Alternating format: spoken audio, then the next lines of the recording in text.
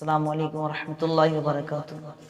حضرات، اللہ کا ذکر کرنے سے ملتا کیا ہے؟ قرآن عظیم پڑھنے سے ملتا کیا ہے؟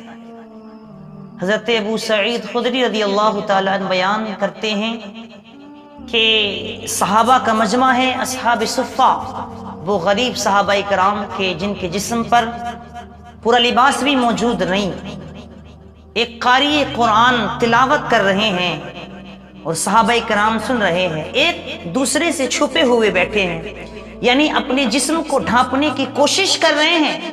اللہ اکبر! وہ کیسا ٹائم، کیسا دور تھا، کیسا غربت کا عالم تھا۔ آج ہمارے پاس کس قدر لباس موجود ہے، کئی جوڑی کپڑے ہمارے پڑے ہوئے ہیں، لیکن ہم پھر بھی نماز کے لیے نہیں آتے۔ لیکن قربان جائیں ان صحابہ اکرام کی قربانی پر جنہوں نے آقا علیہ السلام کے لیے اپنے گھر بار کو چھوڑا، اپنے مکانات کو چھوڑا، اپنی زمین و جائیداد کو چھوڑا، اپنے اہل و عیال کو چھوڑا، سب کچھ چھوڑ دیا آقا علیہ السلام کی محبت کی خاطر۔ حضرت ابو سعید خدری کہتے ہیں قاری قرآن کی تلاوت کر رہے ہیں اور صحابہ کرام سن رہے ہیں۔ اذ جاء رسول اللہ صلی اللہ علیہ وسلم، اچانک نبی رحمت علیہ السلام تشریف لائے، آقا علیہ السلام تشریف لائے۔ جب دیکھا کہ سرکار تشریف لائے ہیں، میرے آقا علیہ السلام نے سلام کیا، سقط القاری، قاری صاحب رک گئے، یعنی کہ انہوں نے قرآن پڑھنا بند کر دیا۔ میرے آقا نے ارشاد فرمایا ما کنتم تصنعون، اے میرے صحابہ تم کیا کر رہے تھے؟ حالانکہ میرے آقا علیہ السلام جانتے ہیں کہ میرے صحابہ کیا کر رہے تھے۔ کوئی قرآن پڑھ رہا ہے تو کوئی سن رہا ہے۔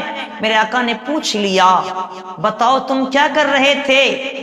حضرت ابو سعید خدری کہتے ہیں ہم نے عرض کی کننا نستمع الی کتاب اللہ، we were listening the holy قرآن یا رسول اللہ۔ اے آقا ہم مقدس قرآن کی تلاوت سن رہے تھے، یا رسول اللہ ہم قرآن کو سن رہے تھے۔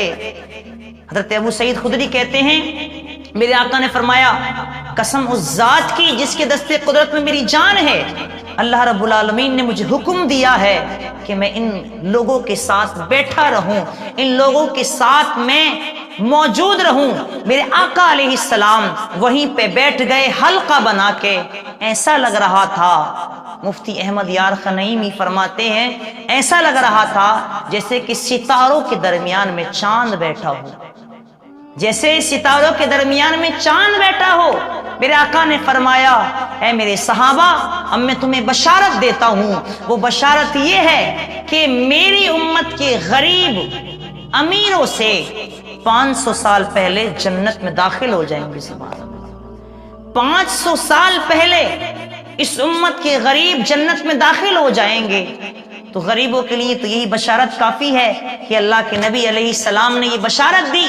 اور یاد رکھیں حضرت عائشہ فرماتی ہیں کہ میرے آقا علیہ السلام اکثر یہ دعا مانگا کرتے تھے اے اللہ میرا حشر غریبوں کے ساتھ فرمانا۔ تو اے غریبوں یاد رکھو، آپ کبھی بھی احساس کمتری کا شکار نہ ہونا کہ ہمارے پاس محل نہیں، ہمارے پاس گاڑی نہیں، ہمارے پاس بنگلہ نہیں، ہمارے پاس اکاؤنٹ بیلنس نہیں، ہمارے پاس پراپرٹی نہیں، پلاٹ نہیں، یہ نہیں وہ نہیں۔ چاہے کچھ بھی تمہارے ساتھ نہیں ہے مگر اللہ کے رسول تمہارے ساتھ ہے، تمہارا حشر آقا علیہ السلام کے ساتھ ہوگا۔ اور ہم گناہگاروں کو کیا چاہیے؟ آقا علیہ السلام کا ساتھ مل جائے، بس یہی کافی ہے۔ سرکار مدینہ علیہ السلام کی کملی میں جگہ مل جائے، بس یہی کافی ہے۔ آقا علیہ السلام کے سچے غلام بن جاؤ، اور غریبی میں بھی یاد رکھیں اپنے رب کو کبھی نہ بھولیں۔ قرآن عظیم کی تلاوت کرتے رہو اور تلاوت کو سنتے رہو، اللہ کا ذکر کرتے رہو، بے شک اللہ بخشنے والا اور مہربان ہے۔ اللہ ہم سب کو عمل کی توفیق عطا فرمائے۔